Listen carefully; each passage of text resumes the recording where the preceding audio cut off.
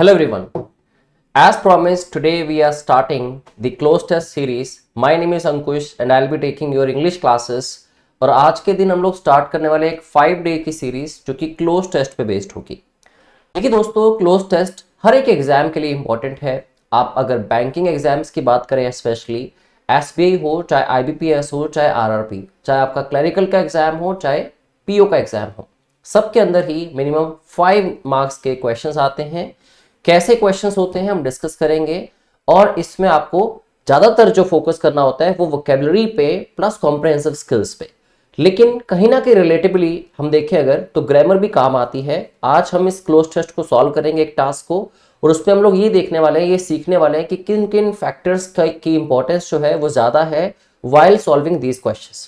Okay, so let us begin with today's task.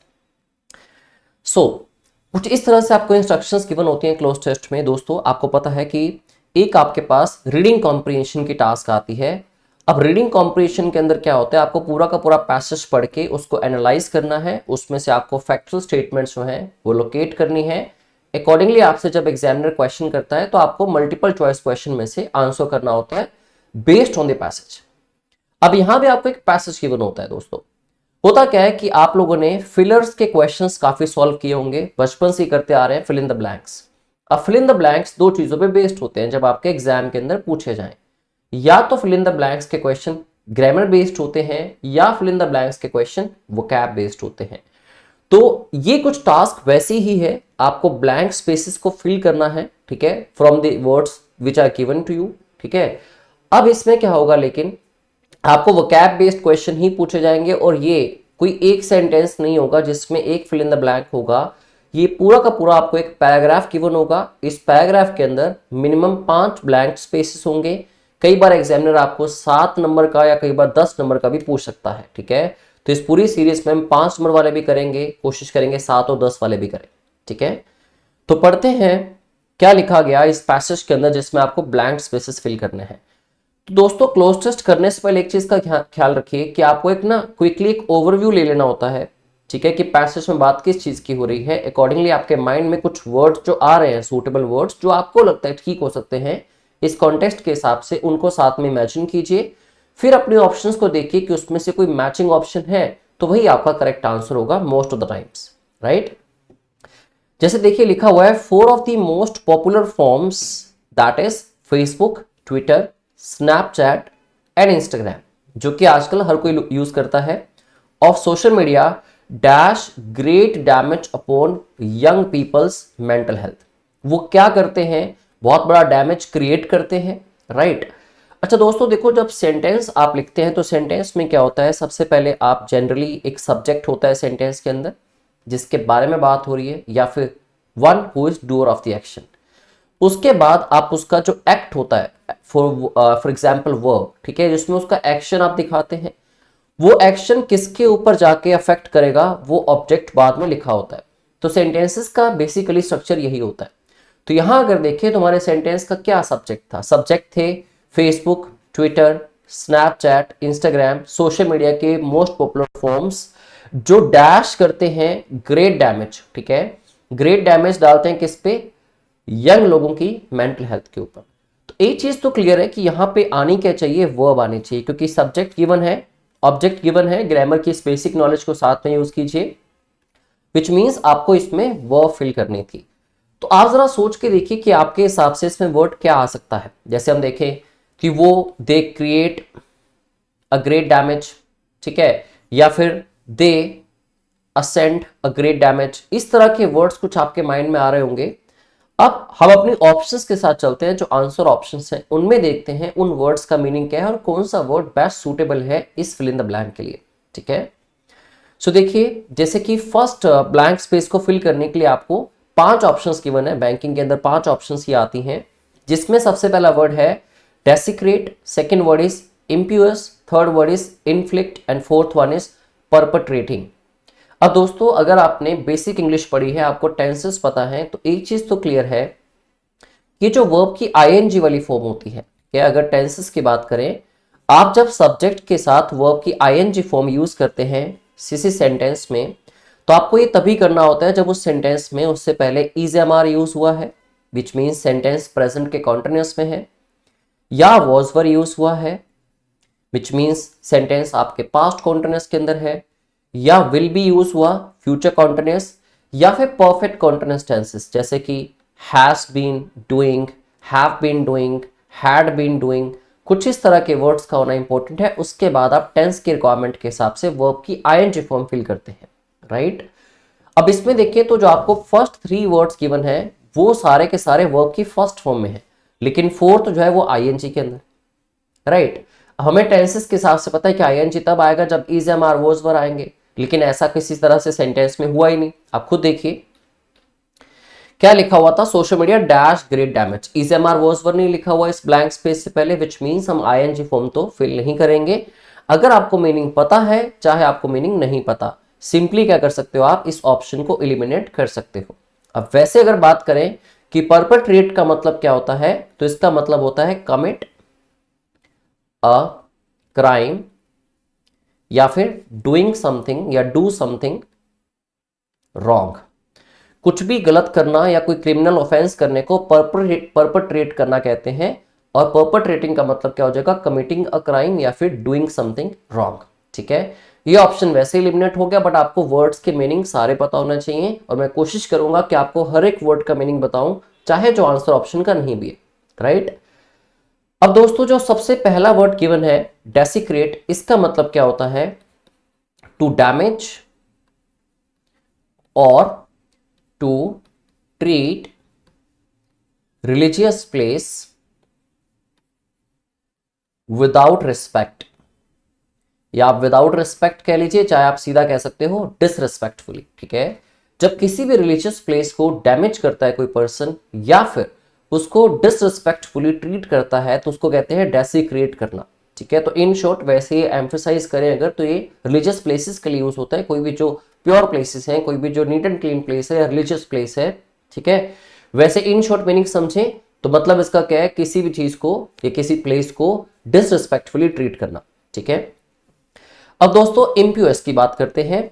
अब देखिए desiccated का मतलब क्या होता है, ये एक वर्ब है। सबसे पहले तो आपको पार्ट ऑफ स्पीच पता होना चाहिए। अब लगनी उस सेंटेंस में वर्ब ही है, तो ये वर्ब तो थी, लेकिन ये वर्ब वहां पे सूटेबल नहीं है, राइट, क्योंकि बात हो रही है सोशल मीडिया के इंपैक्ट क्रिएट करने की, ठीक है, मेंटल हेल्थ के ऊपर लोगों के। अब जो इम्प्यूएस दूसरा वर्ड हम पढ़ने वाले हैं, इम्प्यूएस, इम्प्यूएस दोस्तों एक एडजेक्टिव होता है। एडजेक्टिव्स क्या होते हैं, जो किसी न किसी को डिस्क्राइब करते हैं कि वो पर्सनैलिटी कैसी है, उसका बिहेवियर कैसा है, उसका नेचर कैसा है, वो पर्सन कैसा है, वो चीज कैसी है, वो प्लेस कैसा है, राइट। तो एडजेक्टिव इसका मतलब क्या होता है, जिस पर्सन के अंदर लैक ऑफ रिस्पेक्ट होता है टुवर्ड्स एनीबॉडी और एनीथिंग, ठीक है, जिसके अंदर लैक ऑफ रिस्पेक्ट होता है, मतलब इतनी रिस्पेक्टफुली किसी को ट्रीट नहीं करता, रिस्पेक्टफुली किसी से बात नहीं करता, उस पर्सन को इम्प्यूअस पर्सन कहा जाता है, ठीक है। दैट मीन्स वैसे भी ये एडजेक्टिव था, तो ये भी आपके सेंटेंस में नहीं आ सकता, ऑप्शन एलिमिनेट हो जाएगा। मैं हमेशा कहता हूं कि आपको वर्ड्स जब भी आपके सामने आए तो 2 चीजें आपको पता होनी चाहिए। एक तो उन वर्ड्स का मीनिंग हर एक कॉन्टेक्स्ट के अंदर, ठीक है। दूसरा उस वर्ड का पार्ट ऑफ स्पीच, जिसकी हेल्प से आपको ये पता लग जाता है कि सेंटेंस स्ट्रक्चर के अंदर कौन सा पार्ट ऑफ स्पीच आना चाहिए था। अगर वो वर्ड उस पार्ट ऑफ स्पीच का नहीं है तो वर्ड वैसे ही एलिमिनेट हो जाएगा, ठीक है। अब देखें अगर, तो फर्स्ट ऑप्शन ए निकल गया, बी निकल गया, डी निकल गया, या तो आपके पास बचता है नन ऑफ द अबव, या फिर एक वर्ड आपके पास बचता है सी, जो कि एक वर्ब है। दोस्तों में वर्ब चाहिए थी और वर्ब की फर्स्ट फॉर्म चाहिए थी, और फर्स्ट फॉर्म देखें तो ए और सी ऑप्शन में ही थी, राइट। अब अगर देखा जाए कि इन्फ्लिक्ट का मतलब क्या होता है, तो इससे हमें आइडिया हो जाएगा इन्फ्लिक्ट का मीनिंग जानने के बाद कि क्या ये आंसर हो सकता है कि नहीं। दोस्तों इन्फ्लिक्ट का मतलब होता है to force someone to do something और to have something. In short देखें तो किसी को फोर्स करना एक ऐसा काम करने के लिए, ठीक है, जो वो करना नहीं चाहता या फिर उसके लिए वो एडवर्स इंपैक्ट क्रिएट कर सकता है। तो ये वर्ड देखें अगर, तो बहुत ही रिलेटेबल वर्ड है हमारे क्लोज टेस्ट के पहले क्वेश्चन के लिए। अगर देखें हम, तो अगर यहां पे मैं इन्फ्लिक्ट पढ़ता हूं, सोशल मीडिया इन्फ्लिक्ट मतलब बहुत ज्यादा फोर्स क्रिएट करती है, ठीक है, जिसकी वजह से ग्रेट डैमेज को जो है, वो ग्रेट डैमेज को फोर्स करता है किसके ऊपर, यंग लोगों के मेंटल हेल्थ के ऊपर, ठीक है। तो फर्स्ट ब्लैंक स्पेस का आंसर हो जाता है इन्फ्लिक्ट। आप मेरे साथ साथ सॉल्व करते रहिए, और हाँ जितने आप वर्ड्स का मीनिंग जान लोगे, आप एक चीज समझ लोगे कि आप ज्यादा कॉन्फिडेंट फील करोगे, क्योंकि आपको वर्ड्स के मीनिंग पता होंगे। क्लोज टेस्ट के अंदर 70% जो इसका एक्यूरेसी है वो सिर्फ और सिर्फ वोकैब से ही आती है, राइट। ग्रामर और कॉम्प्रिहेंसिव स्किल्स जो आपकी होते हैं, कॉम्प्रिहेंसिव स्किल्स जो कॉम्प्रिहेंड करने के लिए यूज करते हैं हम, चीजों को अंडरस्टैंड करने के लिए, वो डेफिनेटली साइड बाय साइड आपकी हेल्प करती हैं ऑप्शन को एलिमिनेट करने में, ठीक है। चलिए तो अगले क्वेश्चन की तरफ बढ़ते हैं। इसके अंदर अगला ब्लैंक स्पेस क्या आया?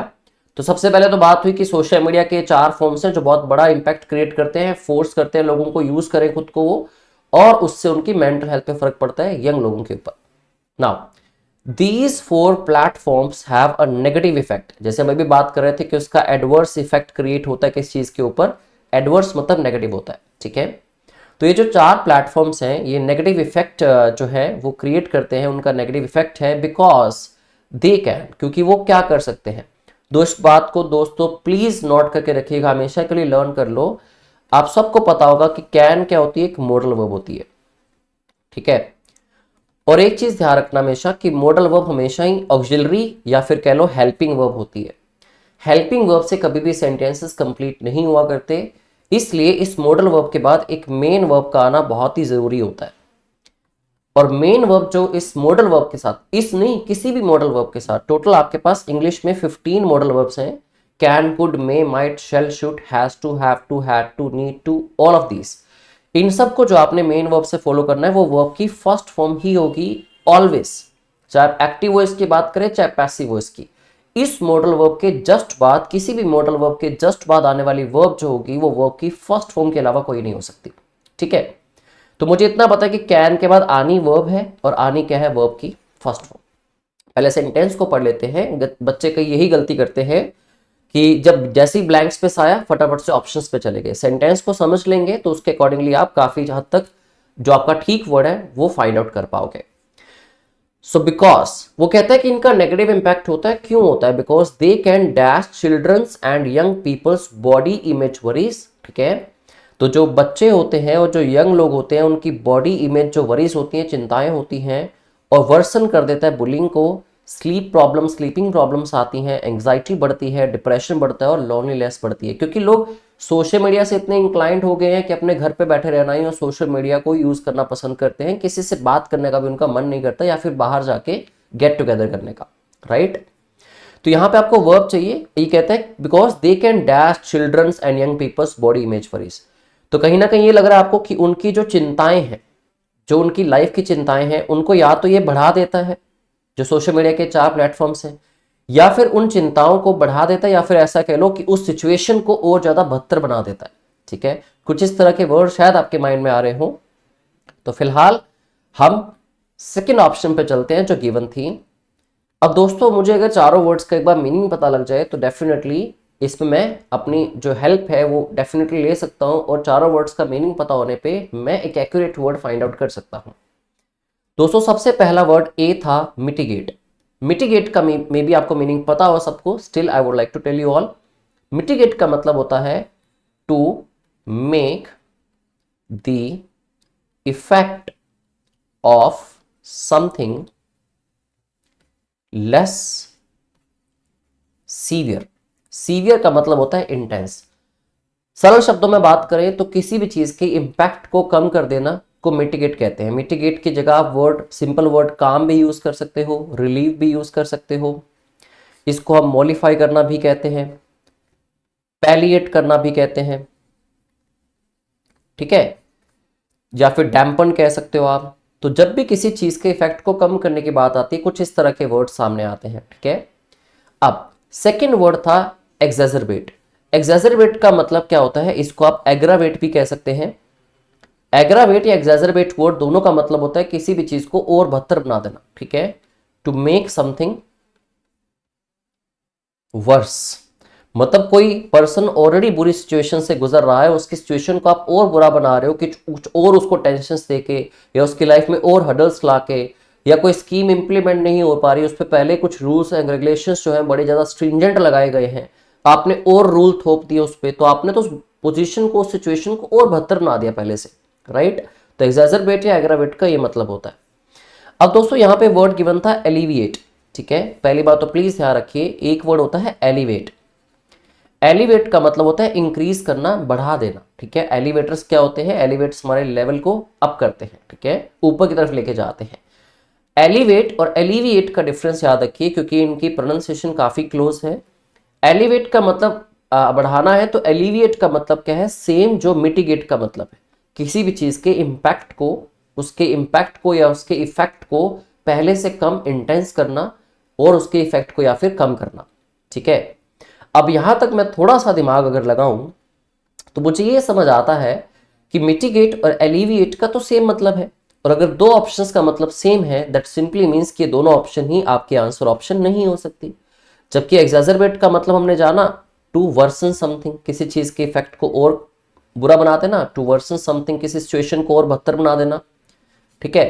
दोस्तों जब भी किसी चीज पे बात हो रही होती है नेगेटिव वे में, ठीक है, कि ये सिचुएशन बन रही है, फॉर एग्जांपल आप पोल्यूशन की बात कर लें या क्लाइमेट चेंज की बात करें, क्लाइमेटिक शिफ्ट्स की बात करें आजकल, तो उसमें अगर हम बात करें कि जो ह्यूमन मेड प्रोडक्ट्स हैं या फिर जो ह्यूमंस की बात करें, जैसे कि use of lot of vehicles या फिर फैक्ट्री का जो फ्यूल है, ठीक है, उस वजह से उस इम्पैक्ट को हम वर्सन बना रहे हैं, हम उसको और बुरा कर रहे हैं, राइट। तो पोल्यूशन जिसकी वजह से बढ़ रहा है।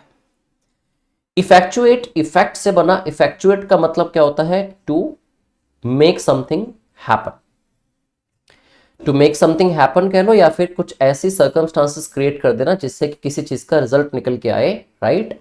तो दोस्तों exaggerate is the only word which is best suitable, ठीक है। आप दोबारा पढ़ के देखिए आप पैसेज की उस लाइन को, तो ये कहता है कि दीज वो platforms have a negative effect, adverse effect है इनका, क्योंकि ये वर्स बना देते हैं बच्चों के और यंग लोगों के बॉडी इमेज वरीज को, ठीक है, मतलब बढ़ जाती है और ज्यादा उनकी वर्सन बुलिंग को, ठीक है। वर्सन वर्ड भी यूज किया गया, देखो इन्होंने नया सेंटेंस जैसे ऐड किया, तो यहाँ पे जैसे हम वर्सन वर्ड हम यूज क्या वर्ड यूज कर रहे थे, यहाँ पे वर्सन की जगह पे जो वर्ड आपके पास गिवन था दैट वाज एग्जैजरबेट या एग्रावेट। तो एग्जैजरबेट कर देते हैं बच्चों की और यंग लोगों की बॉडी इमेज वरीज को, और वर्सन बना देते हैं उनकी बुलिंग को, स्लीप पैटर्न्स को। तो वर्सन जो वर्ड लिखा है वही वर्ड हमें वहां फिल करना था।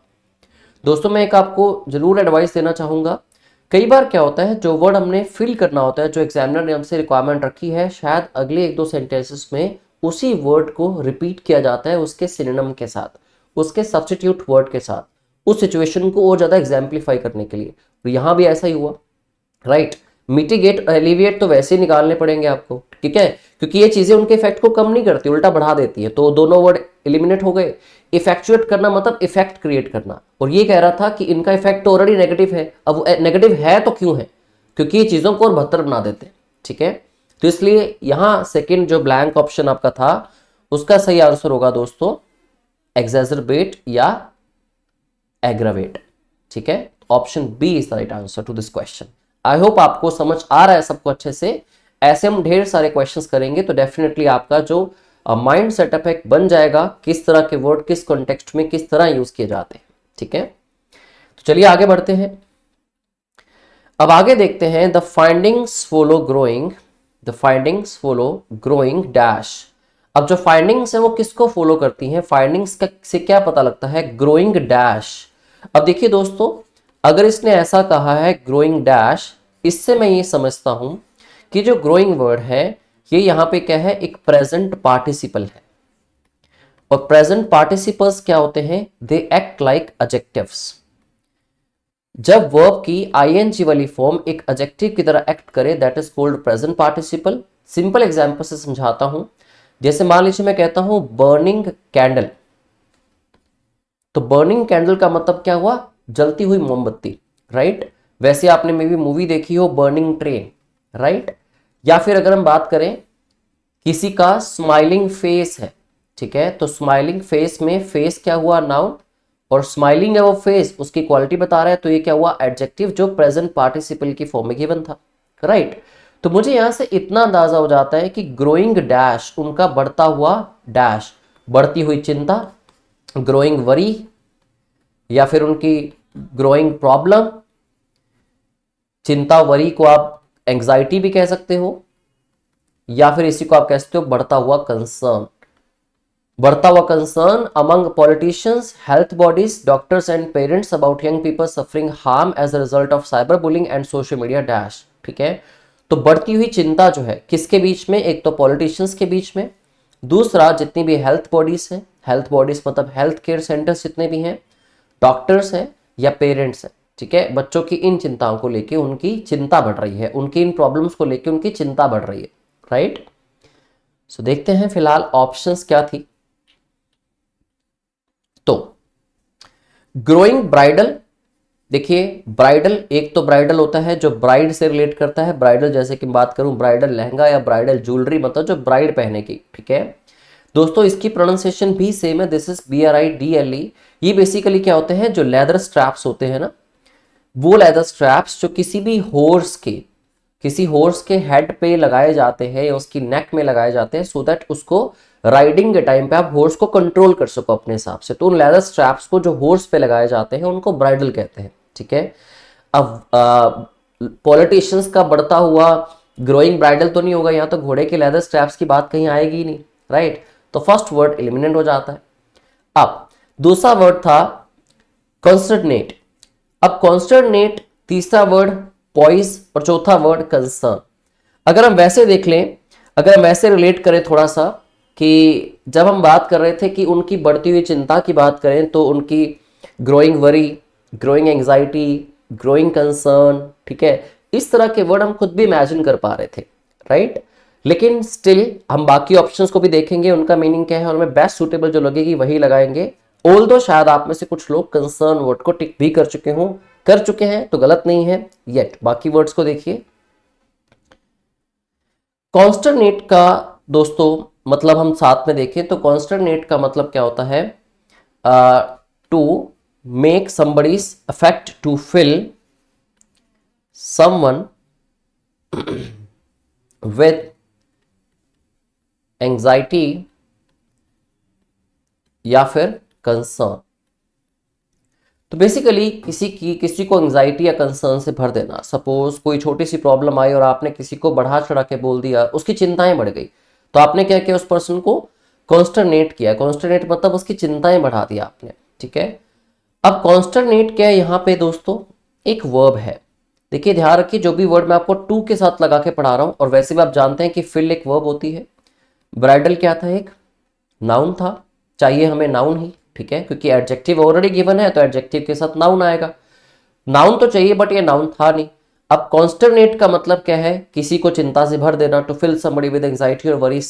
तो ये एक वर्ब है, वर्ब मुझे चाहिए नहीं, राइट। अब थर्ड वर्ड जो है दैट इज पॉइज। अब पॉइज क्या होता है, पॉइज एक एडजेक्टिव होता है, ठीक है। आप कुछ लोग समझ रहे होंगे शायद पॉइज का मतलब है पॉइजन देना किसी को, वो पॉइजन ही होती है वो, ठीक है। पॉइज का मतलब होता है एज एन एडजेक्टिव एक काम वे, ठीक है। अगर मैं कहता हूं अपने पॉइज के चलते या फिर due to his poise nature या due to his poise behaviour the things were mitigated या फिर the effects were mitigated, effect सारे के सारे सूद हो गए, काम हो गए। तो पॉइज का मतलब एक एडजेक्टिव है, मतलब एक कामिंग वे में जो काम किया जाए उसको पॉइज कहते हैं। तो एडजेक्टिव भी हमें नहीं चाहिए था वैसे पार्ट ऑफ स्पीच में, वर्ब भी नहीं चाहिए थी, चाहिए था नाउन। अब ब्राइडल नाउन का मतलब लेदर स्ट्रैप्स हैं, वो हमें चाहिए नहीं, तो ऑब्वियसली आपका आंसर क्या हो जाता है, ग्रोइंग कंसर्न। तो यहां बात हो रही है following the growing concern among politicians, health bodies, doctors and parents of young children, right. तो ये इजी था काफी, आप बड़े आराम से कर सकते हैं। तो फाइंडिंग्स फॉलो ग्रोइंग कंसर्न। आगे देखते हैं आगे क्या लिखा आया, about young people suffering harm as a result of cyber bullying के रिजल्ट की वजह से and social media dash feeling of self loathing and leading them to commit suicides. Social media dash feelings, अब सोशल मीडिया फीलिंग्स को dash कर देती है, किस चीज की फीलिंग्स को, सेल्फ लॉदिंग की, और लीडिंग जिससे क्या होता है लोग कमिट करते हैं सुसाइड, ठीक है। ऑप्शंस देखते हैं, फोर्थ ब्लैंक्स बेसिकली क्या गिवन थी। तो सोशल मीडिया रीएनफोर्सिंग, एबिंग या फिर ऑगमेंट या फिर एक्सेंचुएट। अब दोस्तों अगर हम सारे वर्ड्स का मीनिंग अगेन देखें तो आपको दिख रहा होगा कि दो वर्ड्स आईएनजी में गिवन है, ठीक है। दो वर्ड्स जो है वो वर्ब की फर्स्ट फॉर्म के अंदर गिवन है। सबके मीनिंग जान लेते हैं। रीइंफोर्सिंग का मतलब होता है making something stronger than before. Reinforce का मतलब होता है किसी भी चीज को पहले से रिसिलियंट बना देना, स्ट्रॉन्ग बना देना, ठीक है। एबिंग का मतलब इसका बिल्कुल उल्टा है, मेकिंग समथिंग वीकर। इतना तो आप समझ के होंगे कि सोशल मीडिया का जो इम्पैक्ट है वो वीकर तो नहीं कर रहा, ठीक है, जो वरीज हैं उनको और बढ़ा रहा है, कंसर्न को और ज्यादा बढ़ा रहा है उनके, ठीक है। तो ये वाला ऑप्शन तो आपको पता है कि वैसे एलिमिनेट हो जाएगा, राइट। अब इसके बाद वर्ड बचे आपके पास ऑगमेंट या एक्सेंचुएट। ऑगमेंट का मतलब दोस्तों क्या होता है, होती ये भी एक वर्ब है। ऑगमेंट का मतलब होता है टू इंक्रीज साइज, क्वालिटी या फिर नंबर ऑफ समथिंग। किसी भी चीज के साइज, क्वालिटी या उसके नंबर में चीजों में इंक्रीज कर देना मतलब ऑगमेंट करना, ठीक है। और यहां पे साइज, क्वालिटी या नंबर की बात भी नहीं हो रही थी। फोर्थ वर्ड है एक्सेंचुएट। एक्सेंचुएट का मतलब होता है to emphasise something, to emphasise something, ठीक है। तो अब वापस से ब्लैंक को पढ़िए। रीइंफोर्सिंग आना चाहिए, एबिंग आना चाहिए, ऑगमेंट आना चाहिए, एक्सेंचुएट आना चाहिए। तो आप दोबारा पढ़ें अगर इसको, तो ये क्या कह रहा था, young people suffering harm as the result of cyber bullying and social media reinforcing feelings of self loathing. अब देखिए पीछे से सेंटेंस को आप देखें, doctors and parents about young people suffering harm, वो हार्म सफर कर रहे हैं। और देखिए दोस्तों यहां पे क्या लगा है, एंड। थोड़ी सी ग्रामेटिकल स्किल्स को यूज कीजिए। अगर आप देखें एंड के पहले जिस पैटर्न में बात हुई है उसी पैटर्न के अंदर आगे बात होनी चाहिए, राइट। अगर एंड से पहले प्रेजेंट इंडेफिनिट में वर्ब की फर्स्ट फॉर्म लगा के बात हुई है तो उसके बाद भी वर्ब की फर्स्ट फॉर्म में बात होगी, ठीक है। जैसे मैं कहूं ईटिंग एंड रेस्टिंग, तो दोनों एक जैसे पैटर्न्स हैं। या फिर मैं कहूंगा to eat and to rest, दोनों एक जैसे पैटर्न हो गए। सेम चीजें होनी चाहिए, पैटर्न सेम होने चाहिए जब आप एक कंपाउंड सेंटेंस बनाते हो। तो यहां पे अगर सफरिंग गिवन है आईएनजी फॉर्म के अंदर, ठीक है, जो कि एक जीरेंट का काम कर रहा है बेसिकली, हम ग्रामर की क्लासेस में डिस्कस करेंगे जीरेंट्स क्या होते हैं। तो यहां भी क्या आना चाहिए दोस्तों, जीरेंट आना चाहिए। जीरेंट मतलब आईएनजी फॉर्म में वर्ड आना चाहिए। दैट मीन्स हमारे जो वर्ड्स हैं ऑगमेंट या एक्सेंचुएट वो यहां पे यूज हो नहीं सकते। अब दो ऑप्शंस में से आपको एक ऑप्शन फाइंड आउट करनी है, रीइंफोर्सिंग या फिर एबिडिंग, ठीक है। अब इतना जानते हैं कि वो चीज वीक तो नहीं कर रहे, उसको और ज्यादा बढ़ा रहे हैं और ज्यादा स्ट्रॉन्ग कर रहे हैं इन फीलिंग्स को, जो सोशल मीडिया के चारों प्लेटफॉर्म्स हैं। तो डेफिनेटली आपका आंसर क्या हो जाएगा इन चारों ऑप्शंस में से, री इन्फोर्सिंग, ठीक है। I hope you understood this as well. Last blank space की तरफ बढ़ते हैं। और हाँ, आप लोगों को कोई भी किसी भी तरह का डाउट आता है तो आप कमेंट बॉक्स में अपना डाउट्स डाल सकते हैं, ठीक है। बाकी इसके अलावा कुछ इंपॉर्टेंट इंफॉर्मेशन आपके लिए जो मैं आपको क्लास के लास्ट में दूंगा। वेल आगे लिखा आया हाउएवर, लेकिन मतलब अब बात किसी और मोड पे जाने वाली है। हाउएवर का मतलब दोस्तों बट भी होता है, इसी को आप येट भी कह सकते हो, ऑन द अदर हैंड भी कह सकते हो। मतलब अभी तक सारी नेगेटिव बातें हो रही थी, अब उससे हट के कुछ बात होने वाली है। However the leader of the UK's psychiatrists said these findings. अगर मान लो अब तक दोस्तों क्या हो रहा था, सोशल मीडिया के इन चारों प्लेटफॉर्म्स के ऊपर क्या हो रहा था, जम के हम लोग इनकी धुनाई कर रहे थे, जम के हम इनके बारे में बुरी बातें कर रहे थे कि इतने बड़े कंसर्न्स क्रिएट कर रहे हैं, रीएनफोर्स कर रहे हैं, ठीक है। अब जैसे ही हाउएवर लगा तो शायद चीजें अब इसके पॉजिटिव इंपैक्ट में आने वाली है, ठीक है, क्योंकि कॉन्ट्राडिक्ट कर रही है बात। पहले अगर सारी बात नेगेटिव हुई है तो अब बात कैसी होने वाली है, पॉजिटिव होने वाली है, राइट। तो however the leader of the UK psychiatrist said, तो उसने क्या कहा, these findings were too simplistic, बहुत ही सिंपलिस्टिक थी, and they dash blamed social media for the complex reasons. और उन्होंने इन फाइंडिंग्स ने सोशल मीडिया को ब्लेम किया। अब कैसे ब्लेम किया, यहां पे आपको वर्ड फिल करना है, ब्लेम किया, कैसे ब्लेम किया। दोस्तों आप जानते हैं कि यहां पे अगर वर्ड ब्लेम्ड लगा है तो ब्लेम्ड क्या है, वर्ब, और वर्ब के साथ उसको डिस्क्राइब करने के लिए आपको कोई भी वर्ड लगाना हो तो वो क्या होती है, एडवर्ब होती है, राइट। दैट मीन्स आपको चाहिए यहां पे एडवर्ब। तो वो कहते हैं कि दे dash blamed social media for the complex reasons why the mental health of so many young people is suffering. तो उनका ऐसा मानना नहीं है, तो उनको लगता है कि बिल्कुल ही गलत तरीके से। अब आपके माइंड में ये चल रहा होगा कि मतलब वो अगर इसके ऑपोजिट बात कर रहे हैं हाउएवर लगा के, दैट मीन्स उनके जो व्यू पॉइंट्स हैं वो क्या है, कॉन्ट्राडिक्ट करते हैं। That simply means he is trying to say something was done wrongly, ठीक है। या फिर सोशल मीडिया के दीज प्लेटफॉर्म्स जो हैं, चारों platforms, they were blamed wrongly, या फिर दे वर ब्लेम्ड, कुछ इस तरह का नेगेटिव वर्ड आना चाहिए, राइट। तो हमें कुछ ऐसा ही वर्ड फाइंड आउट करना है दोस्तों, और लेकिन लगानी आपको एडवर्ब ही है। अब आगे चल के देखते हैं कि 5 ऑप्शंस गिवन क्या थी। पहला था कि उन्होंने लेजिटिमेटली ब्लेम किया है, ठीक है। अब लेजिटिमेटली ब्लेम किया है वो तो हाउएवर लगा के बात कॉन्ट्राडिक्ट हो रही थी। लेजिटिमेटली तो फिर से सेंटेंस को पॉजिटिव ले जाएगा, राइट। लेजिटिमेटली मतलब लीगली किया उन्होंने। सेकंड है, अब देखो लेजिटिमेटली वैसे दोस्तों एक एडवर्ब है, बट ये वर्ड ठीक नहीं है वहां लगाना, राइट। अब आउटलैंडिश की बात करें तो दोस्तों ये वैसे ही एक एडजेक्टिव है और वर्ब के साथ आप एडजेक्टिव लगा नहीं सकते। वैसे आउटलैंडिश का मतलब क्या होता है, वेरी स्ट्रेंज और अनयूजुअल, वेरी स्ट्रेंज और अनयूजुअल। तो ये भी ठीक नहीं हो सकता क्योंकि वैसे ही पार्ट ऑफ स्पीच ही गलत है। इसके बाद आया इम्पार्शली, इम्पार्शली और अनफेयरली। अब इम्पार्शली का मतलब है कि उन्होंने कुछ और चीजों को भी किया, राइट, या पूरी तरह से उन्होंने इसको नहीं किया, इम्पार्शली इसको ब्लेम किया। वो तो पूरी तरह से इन पे ही ब्लेम डाल रहे हैं, तो इम्पार्शली तो नहीं हो पाएगा, आउटलैंडिश भी नहीं हो पाया, लेजिटिमेटली भी नहीं हो पाया। जो वर्ड आपके माइंड में भी आ रहा था और मेरे माइंड में भी कि गलत किया गया, ये ब्लेम गलत किया है, रॉन्गली ब्लेम किया है या फिर अनफेयरली ब्लेम किया है, ठीक है।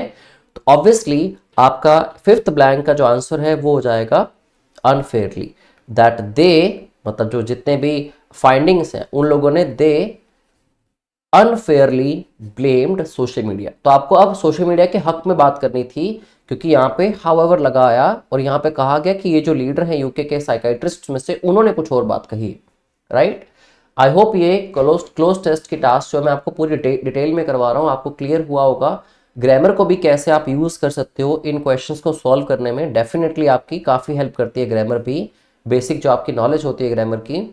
प्लस वो कैब तो बहुत ही ज़्यादा इंपॉर्टेंट है क्योंकि वर्ड्स के मीनिंग ही अगर नहीं पता होंगे तो डेफिनेटली मैं वर्ड भी चूज नहीं कर पाऊंगा जो करेक्ट है। तीसरा, आपकी जो रीडिंग स्किल्स हैं या कॉम्प्रहेंसिव स्किल्स कह लो उनका भी होना इंपॉर्टेंट है, जिससे आप समझ पाओ कि बात अब किस पक्ष में जा रही है और बात को अंडरस्टैंड करके आप उस तरह के वर्ड्स माइंड में खुद भी इमेजिन कर सको और उनसे जुड़ते हुए वर्ड्स ऑप्शंस में देख के अपना करेक्ट आंसर भी लगा सको।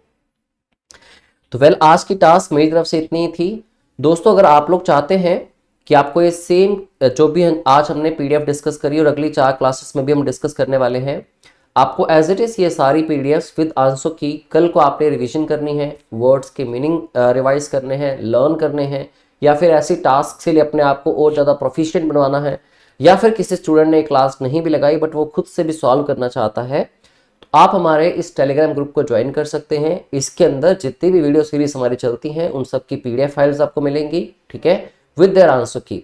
और इसका लिंक जो दोस्तों है वो डिस्क्रिप्शन बॉक्स के अंदर गिवन है। और मैं आपसे यही कहना चाहूँगा इन दी वेरी एंड, अगर आपको फ्रूटफुल लग रही हैं ये सारी क्लासेस और आपको लग रहा है कि आपके फर्दर जितने भी एग्जाम्स हैं बैंकिंग के उसमें हेल्प करेंगी और आपने अभी तक चैनल को सब्सक्राइब नहीं किया है तो do subscribe to our YouTube channel, right. ये स्पेसिफिक चैनल आपके बैंकिंग की कोचिंग के लिए है जिसमें हम एसबीआई, आरआरबी, आईबीपीएस या इंश्योरेंस कंपनी के एग्जाम्स को सारा सिलेबस जो है सीरीज वाइज कवर करेंगे, जो मोस्ट इंपॉर्टेंट सिलेबस होंगे, ठीक है, सिलेबस का जितना भी पोर्शन होगा। वेल अगली क्लास में क्लोज टेस्ट की इसी सीरीज में नेक्स्ट आपसे मिलूंगा मैं। तब तक के लिए अपना ख्याल रखिए और हाँ, अगर वीडियो अच्छी लगी हो तो इसको शेयर भी जरूर कीजिएगा। Thank you very much, have a good day.